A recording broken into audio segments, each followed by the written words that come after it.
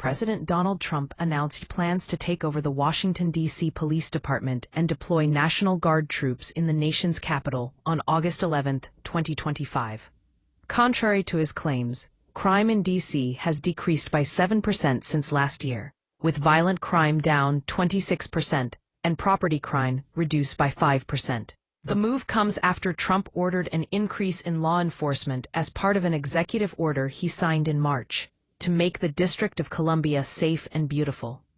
A White House official said the effort is a whole-of-government approach to improve overall public safety, with federal officers focusing on high-traffic tourist areas and other known hotspots.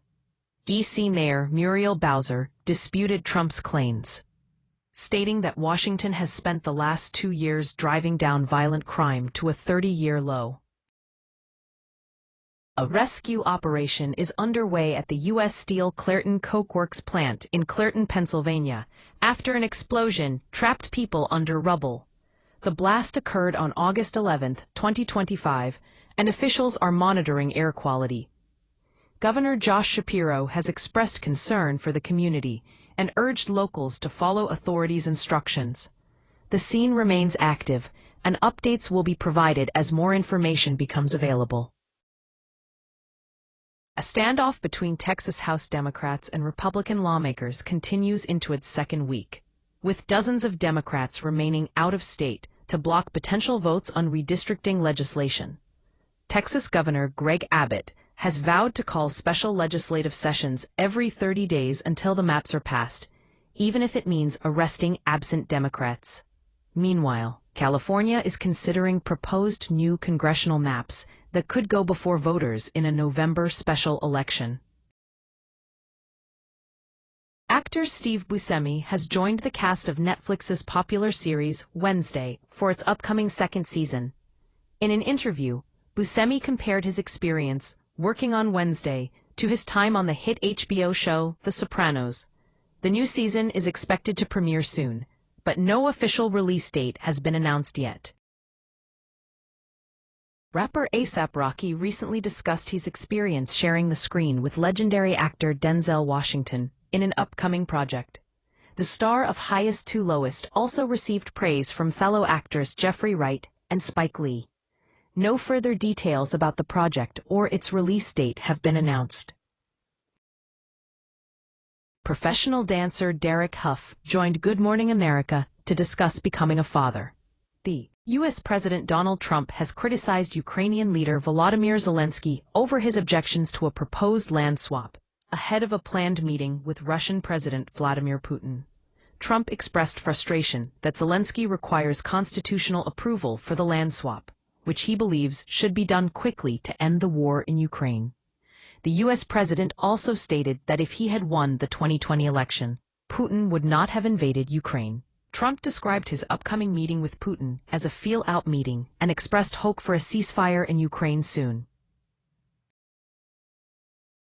A 51-year-old woman in the UK was diagnosed with olfactory neuroblastoma, a rare type of cancer that develops in the upper part of the nasal cavity, after experiencing persistent congestion and snoring. Claire Barbary underwent surgery, chemotherapy, and radiotherapy to treat the tumor, which had already spread through the skull base into the bottom of the brain. She is now recovering and advocating for awareness of head and neck cancers. A Washington Post article published Sunday described D.C. as a safe city, but one of its sources declined to be named due to concerns of personal safety. The source cited gang threats and thuggery while defending the city's safety record. However, Eric Tarpinian Jackam's mother, Tamara Jackham, disagrees, stating that D.C. is not a safe city after her son was shot in a drive-by shooting in June. President Donald Trump has announced plans to deploy National Guard troops to address violent crime in the city. A small plane crashed into the front yard of a home outside Atlanta, Georgia, over the weekend. All 3 passengers on board were transported to a trauma center after midnight on Saturday. Photos show the mangled wreckage lodged in a tree, with fragments dangling in branches and electrical cables. Power briefly went out in the neighborhood, but no homes were damaged and no one on the ground was hurt. The plane, registered to a local flight school, departed from Peachtree DeKalb Airport late Friday and performed several touch-and-go landings before crashing onto a road. Collin Gosselin, the son of reality TV stars Jon and Kate Gosselin, shared an emotional post on TikTok about what the spotlight did to his family. The lives of Jon, Kate, and their 8 children were featured in the TLC reality show from 2007 until 2017. Collin claimed he and his siblings were pitted against each other during filming, forcing them apart and affecting their childhood. He expressed love for his family, but also shed tears thinking about the memories they could have shared. U.S. Attorney Jeanine Pirro vowed to change the laws in D.C. to crack down on what she described as a surge of young people committing violent crimes in the nation's capital. Speaking at a White House press briefing, Pirro lamented the share of crime in D.C. being committed by so-called young punks in the city, whom she said are often granted probation or other lenient sentences due to their age.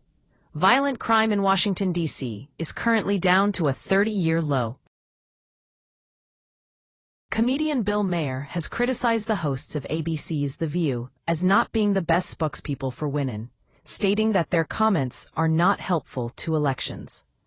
Maher made the comments on his podcast, Club Random, where he was interviewing actress and talk show host Drew Barrymore. He acknowledged his friendship with some of the hosts, but expressed concerns about their talking points on the program. The criticism comes after Maher clashed with co-host Sunny Hostin in May 2024 over Israel's conduct in its war with Hamas.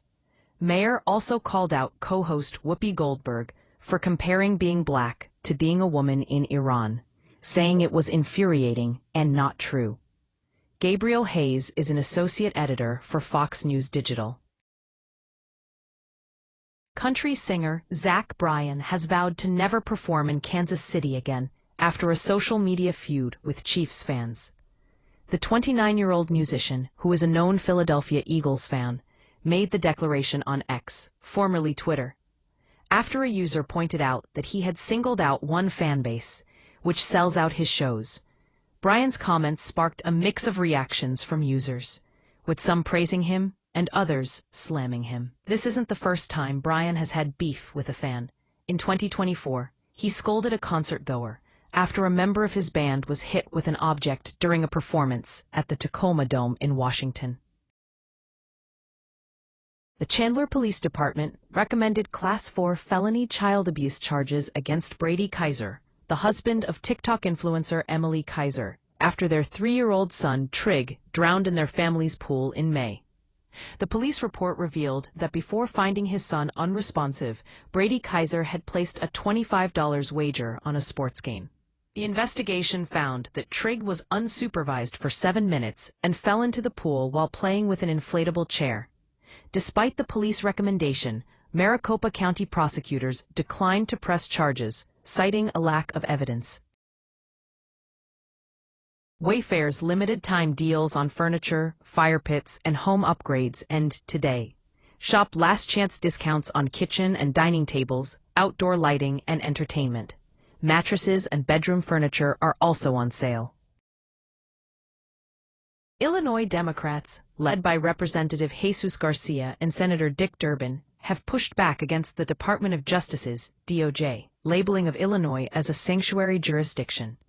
The lawmakers argue that the state's immigration-related policies uphold the Constitution, support public safety, and leave federal authorities free to enforce federal immigration law.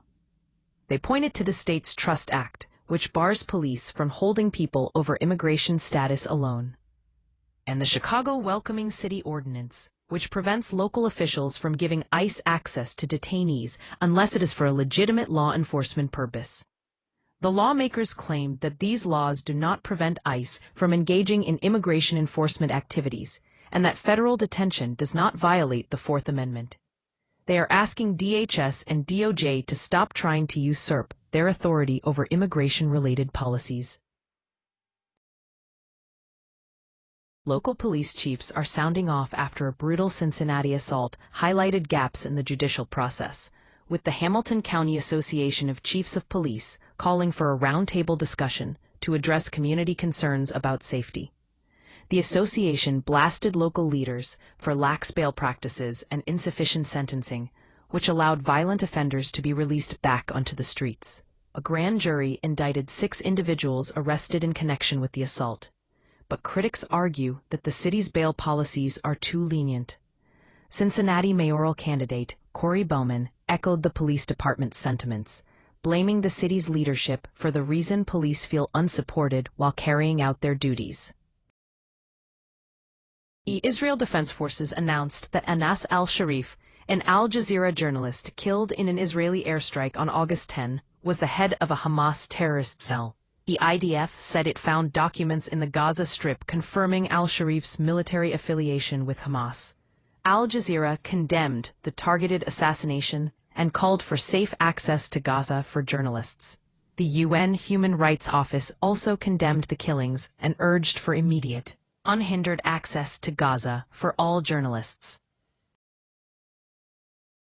A 38-year-old man, Jeffrey Ying, has been charged with stealing rare manuscripts worth $216,000 from the University of California, Los Angeles, UCLA library system.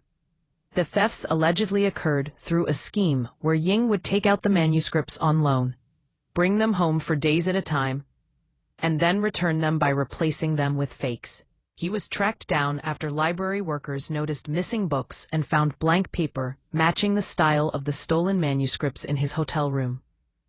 Ying is currently in state custody and faces up to 10 years in federal prison if convicted. Fox Corporation's new streaming service, Fox One, has announced a partnership with ESPN's direct-to-consumer service to offer a bundled package for sports fans. The bundle will be available starting October 2nd for $39.99 per month and will include access to all Fox brands, including Fox News, as well as ESPN's linear networks and original programming. This collaboration aims to deliver premium experiences across platforms and meet consumers where they are, anytime, anywhere. A federal judge has denied the Justice Department's motion to unseal grand jury materials related to the sex trafficking cases against Jeffrey Epstein and Ghislaine Maxwell. The decision, made by U.S. District Judge Paul Engelmayer, found that the documents do not contain significant information about their crimes or the investigation into them. The grand juries in this case were used for the quotidian purpose of returning an indictment, with only law enforcement witnesses testifying and each grand jury hearing evidence for one day. The Justice Department had requested to unseal additional evidence presented as exhibits to the grand jurors, which included more names than have been publicly associated with Maxwell in criminal and civil court proceedings. Cleveland Browns head coach Kevin Stefanski declined to confirm a Week 1 starter after Shedeur Sanders' impressive preseason debut, saying he needs more time to evaluate the team's quarterback situation.